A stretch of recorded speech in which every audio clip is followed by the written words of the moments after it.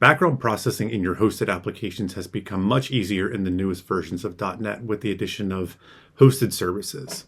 So everyone likes code, so we're going to see some code running, and you're going to see, we're going to go through this here. Stick with me. We'll run through the code, but you can see on the right-hand side in LINQPad, we got some output flowing there. We're seeing that we had a startup message. We see messages flowing. They're going to go every 5 seconds. So we're going to get to the code. I wanted to show you that something was working.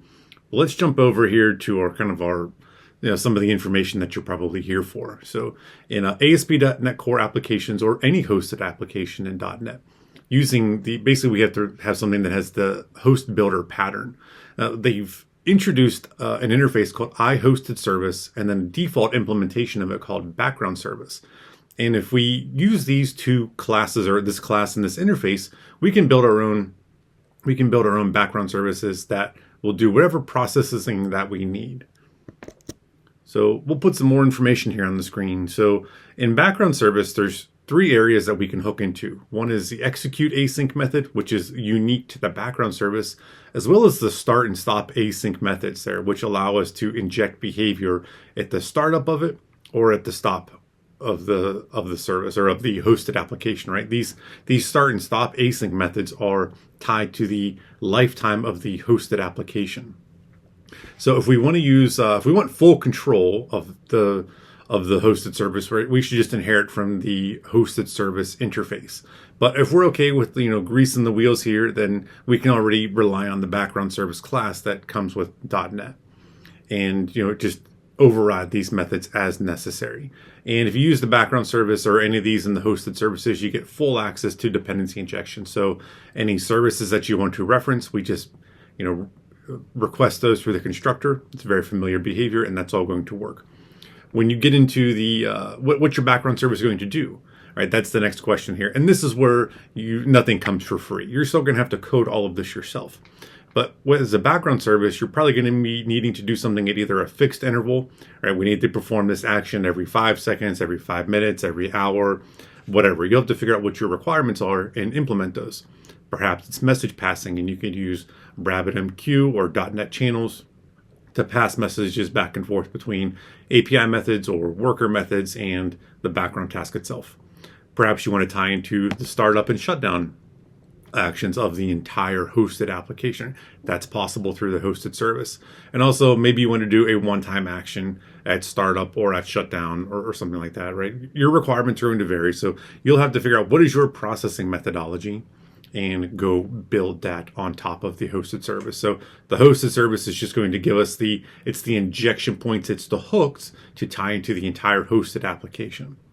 So now we'll scroll down here. We're going to go back over into LINQPad, and we're going to look at the code in LINQPad, and we're going to get some goodies out of LINQPad, right? So we're going to talk about and show how we're going to show the cancellation tokens, right? Every LINQPad script comes with a cancellation token. So that's extremely helpful for building out our understanding of where the cancellation token is working, how that's going, how that's getting passed around. We'll also show dump container, which is a unique thing to LINQPad that allows us to control output going to the screen and where it's going to occur.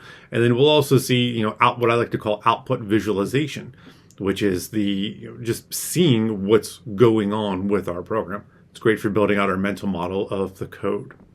So going back over here into the code, we're just in a main method here. We've created a hosted application through create application builder. We've added our hosted service, so we can look at BG service, which is it's a trivial, simple thing, right? It's inheriting from background service. We have our ExecuteAsync method here, and what this is doing is every 5 seconds, it's logging a message. It's logging some code or a message to the screen, which is just we're calling dump on this. We're visualizing our output here. So you can see these are really starting to stack up now. We can see the the logging messages that came from our hosted application. Something to note, this is not an ASP.NET Core application right now, although it could be. And the only thing we would have to do is change the host that we use to build the application, and all of a sudden we would have our APIs available, and we would still have this background logging going on. And then to show the dependency injection, I created a simple dump container service, something that we can use for dependency injection. All right, this is using the dump container, right? So dump container is it's a fixed object that we can send messages to, and LINQPad will update the content of that on the screen in real time. So because we have dumps container service, now we can show you in the BG service that we've just requested this through the constructor, and now the .NET dependency injection is taking control of this.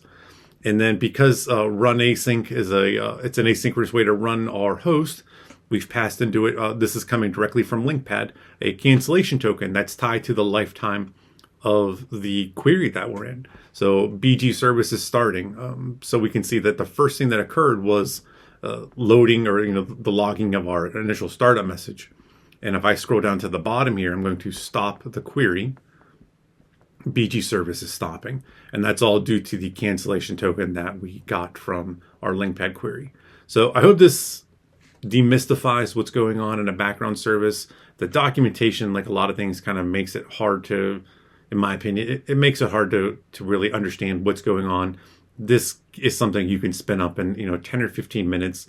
Use this LINQPad script. All the code's going to be linkable in the description.